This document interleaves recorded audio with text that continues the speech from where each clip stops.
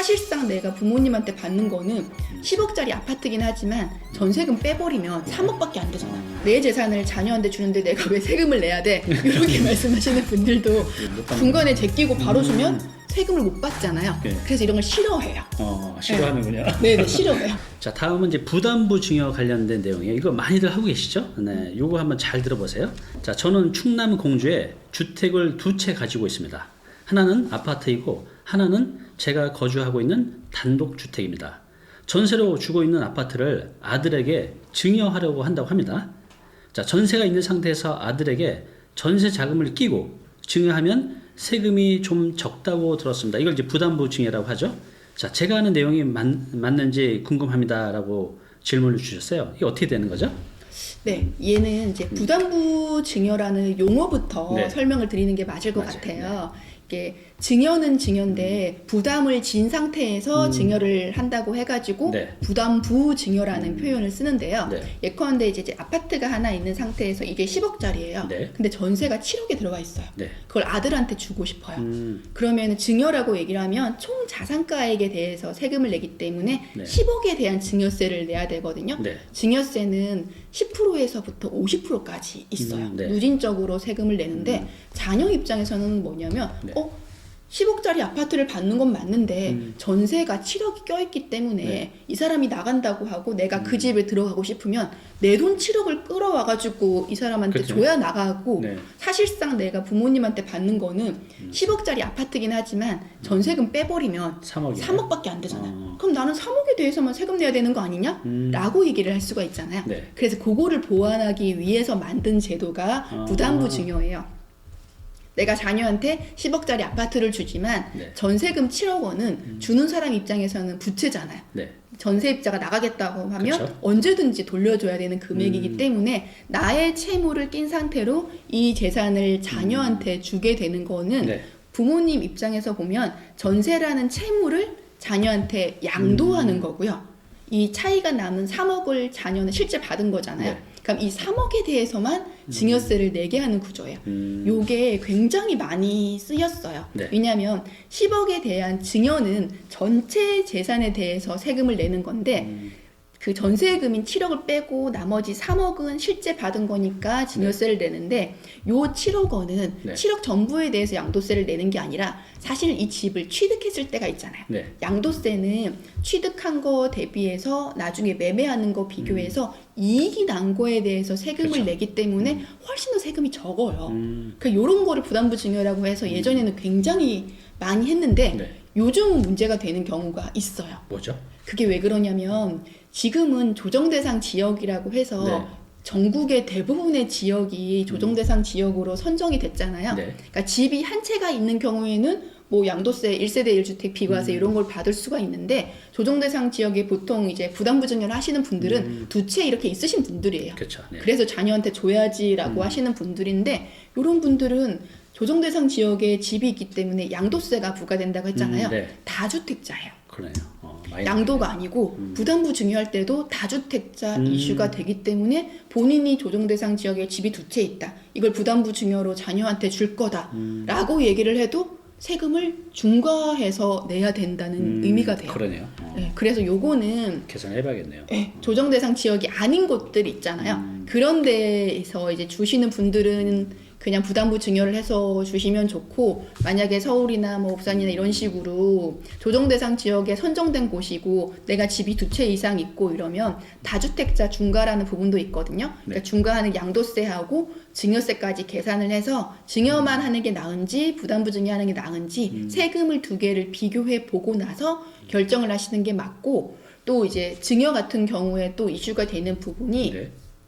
취득세. 네. 취득세. 그것도 중과되죠 또. 네, 취득세가 이제 2020년 8월에 개정이 됐어요. 네. 그 전에는 주는 금액에 대해서 취득세를 내는 게 아니고 우리가 재산세, 종부세 내는 기준 있잖아요. 네. 그러니까 그 기준 시가를 기준으로 해서 세금을 내기는데 그때 이제 우리가 4%를 했거든요. 네. 요것도 조정 대상 지역에 있고 주택이 그 여러 개고 이러면은 13.2%를 그렇죠. 세금을 내요. 이게 만약에 85제곱미터가 넘어가면 13.4%까지 세금을 내니까 기존 4%에 비해서 이게 이제 거의 3배 이상. 3배 이상이 되어 버리는 거고요. 하나 더 정리를 할 거는 네. 증여세와 취득세는 네. 받는 분이 내셔야 돼요. 그렇죠. 그 부동산을 넘기면은 세금을 낼 여력이 있으신 분들이 받는 게 맞아요. 특히나 부담부 증여를 할 때도 구청에 요즘은 네. 자금 출처라든지 그쵸. 주택 취득자금 명세를 제출을 하거든요. 네. 그때 부담부 증여를 받을 땐 뭘 제출하라고 하냐면 받는 사람이 이걸 갚을 능력이 있는지 소득금액 증명원도 제출하라고 그래요? 해요. 근데 사실 은행에 대출이면 그게 말이 되는데 네. 전세는 그렇죠. 이분이 나가면 다른 분들 전세로 채우면 되잖아요. 네. 굳이 필요가 없을 것 같은데 그렇군요. 저희가 실무적으로 하다 보니까 야. 구청에서 받는 사람들 그거 받는 거 알겠는데 이 사람들이 이제 만약에 못 갚는다고 하면 얘가 갚을 능력이 있는지 소득금액 증명을 제출하라. 그렇지 않으면 인정 못한다. 요렇게들도 많이 얘기를 하고 있어요. 하여튼 세금은 너무 복잡한 것 같아요.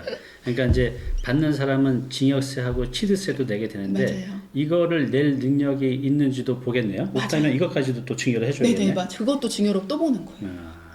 그리고 이제 지금은 이제 법이 좀 취득세나 또 양도세에 있기 때문에 증여를 하시는 부모님 같은 경우는 양도세 부담이 너무 크고 중과되니까 맞아요. 받는 분은 또 취득세 중과받고 어마어마하죠 지금은. 그래서 이제 그냥 집이 한 채만 있든가 무주택자이거나 아니면 지금 이 중과세 제도가 또 세법이 또 왔다 갔다 하니까 또 없어지면 맞아요. 그때 기다렸다가 하는 방법도 있겠네요.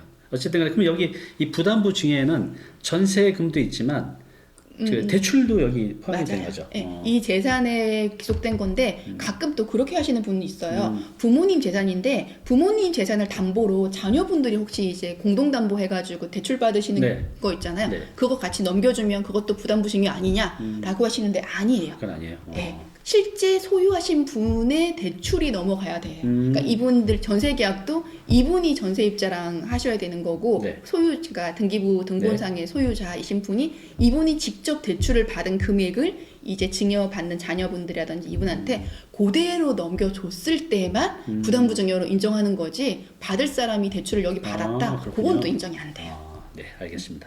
자, 이번 질문은 이런 분도 많으신 것 같아요. 내 자식이 아니라 그 아래 손주 손녀한테 증여하는 경우, 그래서 손주에게 이제 증여하는 경우 이런 이제 사례인데 한번 들어보세요. 제가 성수동에 작은 건물을 하나 갖고 있는데 그 건물을 이번에 태어난 손주에게 증여하고 싶습니다. 미성년자잖아요. 그래서 이렇게 아기라서 증여를 하게 되면 증여세가 많이 나오는지요. 그러니까 이게 내 자식이 아닌 손주한테 증여를 할 때는 좀 달라질 것 같아요. 어떻게 되나요, 이럴 때는? 그렇죠. 이것도 질문을 많이 하시는데 네. 우선 증여라는 거를 보면 내가 내 재산을 자녀한테 주는데 내가 왜 세금을 내야 돼? 이렇게 말씀하시는 분들도 그렇죠. 많기는 한데 네. 법에서는 뭐라고 되어 있냐면 내가 직접 벌었던 소득에 대해서 내는 건 물론 네. 자산이 이전되는 부분에 대해서도 세금을 내는 거를 정해놨고 그래서 세금이 상속세하고 증여세는 세율 자체가 동일해요. 그러니까 10%에서 50%를 왔다 갔다 하거든요. 네. 이렇게 구분에 따라서.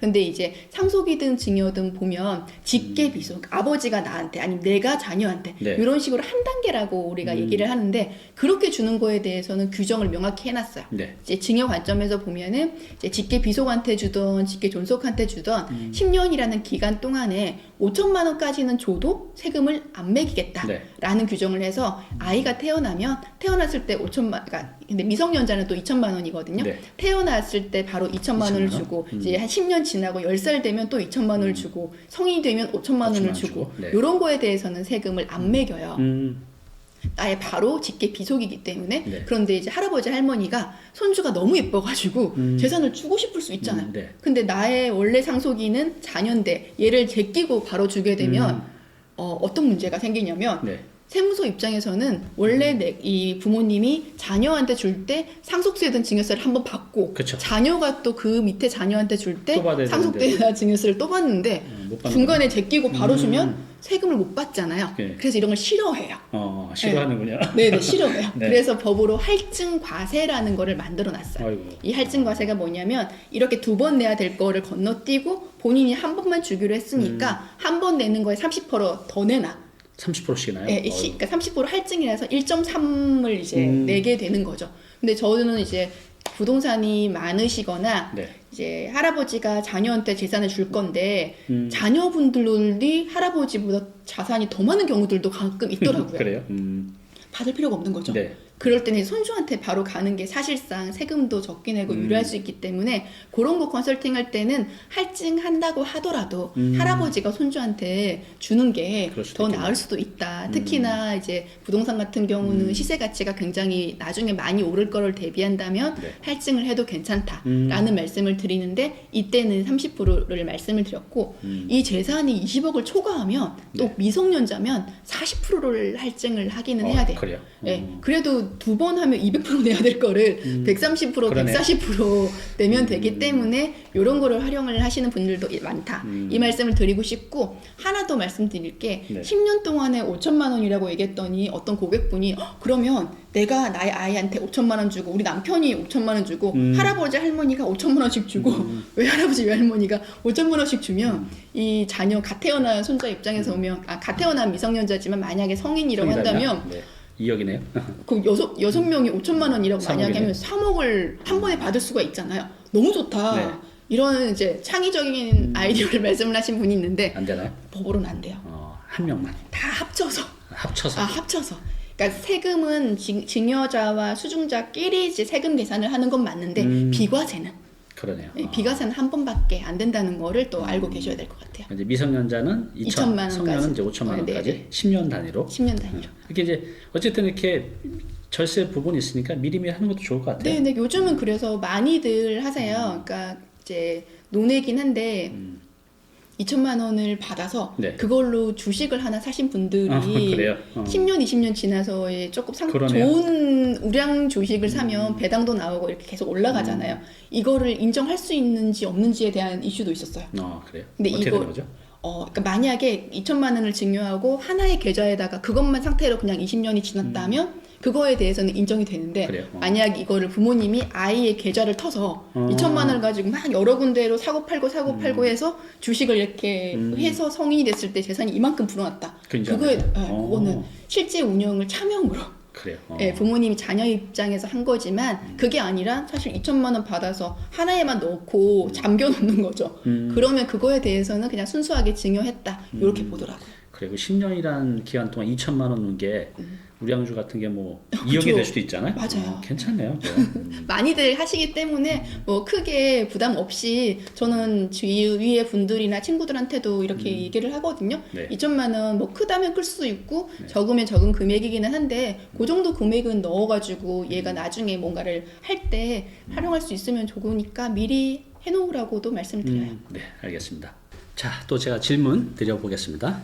자녀와 따로 거주하는 경우 1세대인가? 라는 질문인데요. 한번 잘 들어보세요. 저와 아내의 이름으로 서울에 아파트가 한 채 있어요. 이제 공동명의로 갖고 계신가 봐요. 미혼인 29살 아들이 있는데 자취를 하고 있고 연봉이 4천만 원 정도 된다고 합니다. 아들이 서울에 작은 빌라를 한 채 구매할 예정이라고 합니다. 아들이 빌라를 구매하면 현재 저희 부부의 소유는 그러니까 소유주택까지 포함해서 1세대 2주택자가 되는 건가요? 라고 이제 질문하셨어요. 부부 공동으로 아파트가 한 채 있는데 지금 아들이 29살이고 연봉이 4천 정도 되는데 아들이 서울에 빌라를 구입하게 되면 1세대 2주택이냐라는 거죠. 이게 어떻게 되는 거죠? 일단 1세대가 뭔지를 그쵸, 말씀을 드려야 될 것 같아요. 그러니까 소득세법 시행령에는 네. 1세대라는 용어가 기재가 되어 있는데 네. 우선은 거주자가 30세가 넘어야 돼요. 그래요? 30세 독립세대로 만들려면 네네. 30세가 넘어야 되고. 네, 그리고 30세가 안 되더라도 뭐 배우자가 사망을 했다거나 뭐 이혼을 했다거나 그래야 되고요. 배우자가 있거나. 네. 이제 마지막으로 얘기를 하는 거는 기본 중위소득이라고 해가지고 네. 국민기초생활보장법에 나와 있는데 네. 기본적으로 이제 재산이 그러니까 소득이 어느 정도 있어야지 생활이 가능하다고 하는 금액을 만들어놨는데 네. 이게 연도별로 조금 다른데 2021년 기준으로 보니까 기준 중위소득이 182만 7,831원이에요.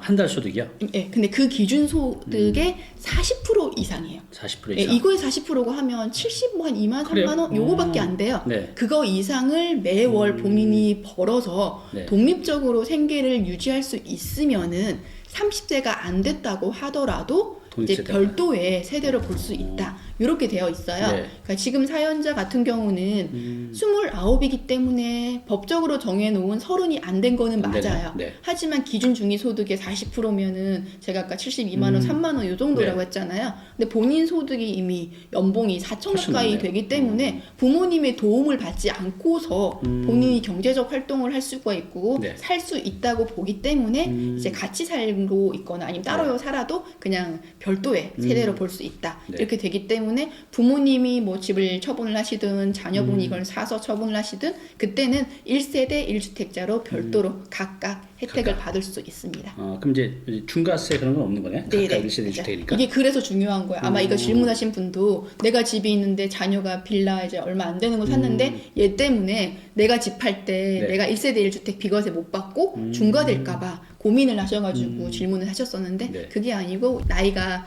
어느 정도 됐고 소득도 있기 때문에 별도로 봐서 이제 서로의 세금적인 부분에 대해서는 불이익이 없다 이렇게 이해하시면 될 것 같아요. 네. 그러니까 이제 이 별도 세대 기준이 있는데 30세 이상이거나 네. 배우자가 있거나 사망했거나 아니면 이혼했거나 네네. 아니면 이제 중위소득인 70 몇만 원 정도. 그러니까 뭐 1년에 1,000만 원 정도도 채 안 되네요. 맞아요, 맞아요. 이 정도만 있으면 이 위에 조건이 안 돼도 별도 세대로 해서 1세대를 이제 만들 수 있다는 거죠. 맞아요. 그래서 이제 요즘에 이렇게 별도 세대로 해서 만들려고 하는데 이 조건이 안 돼서 못 하는 분도 많은데 이 조건만 되면 별도 세대로 구성해서 네. 이제 각각 주택을 가질 수가 있는 거네요. 네, 네. 요거 잘 기억했다가 요거 실수하지 않으셔야 됩니다.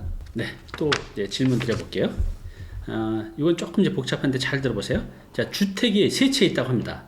한 채는 아내가 결혼 전 2015년 장모님과 같이 살기 위해 취득한 서울에 있는 이제 빌라입니다. 그러니까 아내가 결혼 전에 갖고 있던 빌라 한 채, 또 한 채는 결혼 후에 2010년에 제가 파주에 산 빌라. 그러니까 여기서 이제 남편분이겠죠. 자, 그리고 결혼 후 아내는 저와 파주 집에 거주를 했고 장모님이 계시는 서울에 있는 집도 왔다 갔다 하면서 생활을 했다고 합니다. 자, 그리고 올해 5월에 장모님 명의로 주택을 한 채 더 구입했다고 합니다. 이제 3주택이 되는 거죠. 자, 형제 장모님은 아내 명의의 서울 빌라에서 실제 거주 중입니다. 자, 이 경우 아내 명의 서울 빌라를 처분할 때 1세대 3주택 중과가 되나요? 이것도 이런 이슈가 좀 있으실 것 같아요. 이 경우는 어떻게 되는 거죠? 좀 복잡하긴 한데.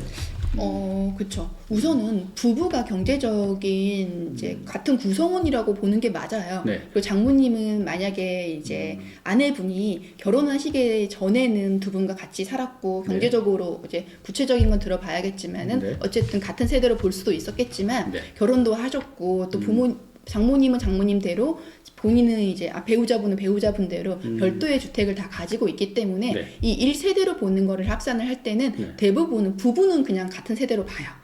부부는 같은 세대로 보고 장모님 같은 경우는 여기에 보통은 우리가 건강보험 때문에 네. 이제 주소지를 이렇게 이전을 해놓는다든지 네. 그런 분들이 생각보다 많으시거든요. 네. 그럼 세무서에서 봤을 때는 이걸 주택을 처분하거나 할 때 이거를 다 함께 부부권은 당연히 합산이고 장모님까지 합산해가지고 3주택자가 아니냐라고 볼 수도 있는데 그러게요. 주민등록상 거주지하고 실제 거주지까지 봐야 돼요. 근데 지금 사연은 보면 장모님은 따로 사시는 게 맞아요. 네. 중간에 왔다 갔다 하시는 거는 보통 부모님이 딸이 있으면은 이제 살림 도와주러 왔다 갔다 그쵸. 하시는 거지 본 거주지는 사실 정해놓잖아요. 네. 그러니까 본래 거주하셨던 데가 있고 네. 같이 살지 않기 때문에 이런 관계라고 하더라도 실제 별도의 세대라고 보는 게 맞아요. 그리고 가끔 건강보험 때문에 추징 나오시는 분들이 있어서 네. 그것도 살짝 짚어드리면은 네. 경제적으로 독립이 되어 있다는 것만 소명을 하시면 돼요. 그렇군요. 경제적 독립. 네. 실제는 따로 살고 있음에도 불구하고 왜 본인이 이제 거주자가 된 상황이거나 네. 그러면은 세대주이면은 건강보험이 많이 나와서 직장인인 자녀분 밑으로 이렇게 넣으시는 분들이 꽤 많으시거든요. 네, 많으시죠. 그래야지 건강보험이 안 나오니까. 근데 그럴 때 이제 놓치시는 부분이 양도할 때까지 그렇게 해놓으면은 여러 세대로 보기 때문에 나중에 되게 복잡한 경우가 생겨버려요. 네. 그러니까 그럴 때는 양도를 할 때는 이 세대를 분리해 놓는 게 맞고 만약에 같이 한 상태에서 팔 때는 사실상 주민등록만 그렇게 되어 있고 별도의 세대를 구성하고 있었다는 뭐 네. 전기세, 수도세, 도시가스 이런 것들을 보면 실제 거주하시는 분 이름으로 나오는 게 맞잖아요. 그쵸. 관리비 이런 거. 그러니까 그런 자료를 명확히 준비하시면은 독립된 세대로 볼 수 있다라는 거고 네. 지금 사연 같은 경우에는 그 파주에 있는 집을 팔 때 네. 뭐 중과세 되냐 안 되냐 이런 그쵸. 부분이 나오는데 사실 이렇게 보면은 중과세는 안 되시는 게 이게 네. 조정 대상 지역에 지금은 너무 많은 지역들이 다 들어와 있어가지고 그쵸. 애매한데 파주 같은 그 지역은 네. 나눠져 있어요. 전부 조정이나 비조정이 아니고요. 그 지역이 조금 나눠져 그쵸. 있거든요. 그러니까 조정 대상 지역이면은 중과세 부분이 문제가 되는데 네. 조정 대상 지역이 아니다. 네. 그런 것 같은 경우에는 중과세는 안 되고 기본세율을 내실 거다. 이런 취지에서 이제 물어보셨던 것 같아요. 네, 알겠습니다. 자, 이번에는 장기 보유 특별 공제 양도세에 관련된 거죠. 한번 잘 들어보세요. 서울시 강남구 아파트를 2018년 1월에 취득해서 주택 임대 등록 없이 임대를 하고 있다고 합니다. 자, 일원동 아파트를 앞으로 5년 후에 팔 예정인데 어떻게 해야 비과세 적용을 받을 수 있는지 궁금합니다. 그리고 이제 이분은 현재 다른 곳에 전세로 살고 있다고 합니다. 자, 어떻게 해야 비과세를 받을 수 있죠? 네, 우선 그 비과세 중에서 가장 큰 혜택이 뭐냐면 1세대 1주택 비과세예요. 네. 많은 분들이 들어보셨을 건데 매매를 하는 그 금액이 9억 원이 안 되고 네. 비과세 요건을 충족을 하면은 세금 없이 양도 차익을 아무리 많이 봐도 세금 없이 팔 수 있는데 네. 그 요건이 뭐냐면 예전에는 2년 이상 보유만 했으면 되는데 네. 파리 대책 이후로는 거주 요건이 들어갔어요. 그쵸. 네, 근데 지금 시청자 그 사연자 분이 그 파리 대책이 언제였냐면 네. 2017년 8월 2일이거든요. 그 이유기 때문에 이미 거주 요건을 충족시켜야 되는 집을 사신 게 맞아요. 그렇기 그러네요. 때문에 지금 거주 안 하셨잖아요. 네. 근데 비과세 요건이 적지 않기 때문에 만약에 차익이라든지 이걸 비교했을 때 괜찮다? 왜냐면 이걸 양도 차익을 계산을 할 때 네. 취득한 금액, 양도한 금액 차이에 대해서 세금을 내시는 건 맞는데 여기에는 이 부동산 살 때 취득세도 들어갔을 거고 네. 중개료도 들어갈 거고 그쵸. 그 나중에 처분할 때 그 중개료도 들어갈 거고 처분하는 거에 대해서 세무 대리인한테 맡기면 그 대신 신고해주는 수수료도 들어가요. 그 비용이 다 빠지거든요. 그렇게 실질적으로 얻은 이익에 대해서 세금을 내기 때문에 네. 내가 생각하는 세금이랑 조금 다를 수도 있단 말이에요. 네. 그러니까 그렇게 하는 부분에 있어서 양도 차익이 얼마 안 되실 분들은 굳이 이사를 하거나 안 그러셔도 되는데 네. 내가 차익을 많이 벌 것 같은 분들 있잖아요. 지금 이 사연자 같은 경우는 당장이 아니고 5년 있다가 파실 생각이라고 하셨고 5년 있다가 이 집이 얼마까지 오를지 모르는 상황이기 때문에 집이 한 채만 있으시면은 비과세 요건을 충족을 해 놓는 게 좋아요. 그 요건을 충족하려면 일단 기본적으로 거주를 하시는 게 맞고 네. 그 장기 보유 특별 공제라는 요건을 네. 말씀을 드릴 수밖에 없는 게 네. 매매를 하는 시점에 9억까지는 세금이 안 나오는데 네. 9억이 넘어가고 네. 이거를 오래 갖고 있으면은 오래 보유한 거에 대해서 특별하게 혜택을 주는 게 있는데 그게 장기 보유 특별 공제예요. 이게 토지나 건물이나 이런 것들은 3년 이상만 이제 가지고 있으면 혜택을 네. 주기 시작하는데 네. 1세대 1주택을 막 10년씩 갖고 있었다? 네. 그러면은 나는 투기를 할 목적은 아니었고 내가 집을 사가지고 나는 거주만 했는데 10년이 지났더니 그냥 집값이 오른 거예요. 네. 그리고 팔려고 봤더니 세금을 너무 많이 낸다. 네. 이래서 우리가 이제 법에 1세대 1주택은 10년 이상 갖고 있으면은 80% 할인 혜택을 우와. 주는 거를 만들어가지고 네. 많은 분들이 양도 차익을 꽤 많이 얻었음에도 불구하고 세금을 많이 안 냈어요. 네. 근데 그러다 보니까 이 혜택을 너무 많이 주니까 또 이제 바꿨죠. 아, 그래요? 작년까지 바꿨던 게 뭐냐면은 비과세 요건 자체 거주 요건이 제가 파리 대책 이후에 취득한 사람들만 거주 요건이 들어가고 네. 그 전에는 거주 요건이 없었다고 없었다. 했잖아요. 그러면은 당연히 그 전에 취득한 사람이고 10년 이상이면은 80% 공제를 해줘야 되는 게 맞잖아요. 네. 근데 세무서에서는 그렇게 보지 않았어요. 아, 그래요? 2년을 무조건 거주를 해야지 이제 장특공제 80%를 80% 까지. 최대로 해주는 거를 작년에 아이고, 그렇게 그래요? 적용을 해서 꽤 많은 분들이 이제 부랴부랴 그 집에 들어가서 거주하고 이렇게 하셨고 또 이제 내년부터는 네. 올해부터는 바뀌었는데 또 이게 바뀌었어요? 뭐냐면 원래는 장특공제가 보유에 대해서 네. 뭐 30%를 해줄 수도 있고 80%까지 해줄 수가 있는데 보유만 해도? 예, 그랬었거든요. 근데 2021년부터 바뀌어가지고 보유하고 거주하는 기간을 나눴어요. 아, 보유를 10년을 해도 거주를 한 번도 하지 않으면은 네. 80%까지 안 해주고 40%밖에 안 해주는 거예요. 절반밖에 안 되네. 네, 그러니까 그런 식으로. 그래서 지금 이 사연자 같은 경우에는 아직 취득하신 지 2년밖에 안 됐고 5년이라는 기간이 있기 때문에 네. 그냥 하는 것보다 만약에 지금이라도 들어가서 5년 정도 거주를 하시게 되면 일단 9억까지는 비과세를 받으실 거고요. 네. 그 넘는 부분에 대해서 장특공제를 받으실 텐데 실제 만약에 지금 들어가시게 되면은 보유를 7년을 하시게 되는 거고 네. 거주를 5년을 하시는 거기 때문에 장특공제를 48%까지 받을 수 있어요. 그렇군요. 그러니까 안 하는 것보다는 지금이라도 거주를 하시면 이렇게 세제 혜택을 더 받으실 수 있습니다. 네. 그러니까 이제 요즘에 들어가서 살 환경이 아닌데 이 세금 때문에 들어가서 많이 사시는 분들이 가시죠. 정말 많이 있어요. 어떻게 했습니까? 불편해도 돈을 절약하기 위해서는 네, 그런 분들 많으세요. 절약 정도가 아니라 뭐 꽤 양도 차이 있는 분들은 억 단위잖아요, 이게. 예, 제 주변에서 그렇게 불편하게 2년만 살자 이런 분들이 있습니다. 여러분들 맞아요. 세금 절세하기 위해서 이런 방법도 있으니까 보유가 아니라 거주라는 거 꼭 이해하시기 바랍니다.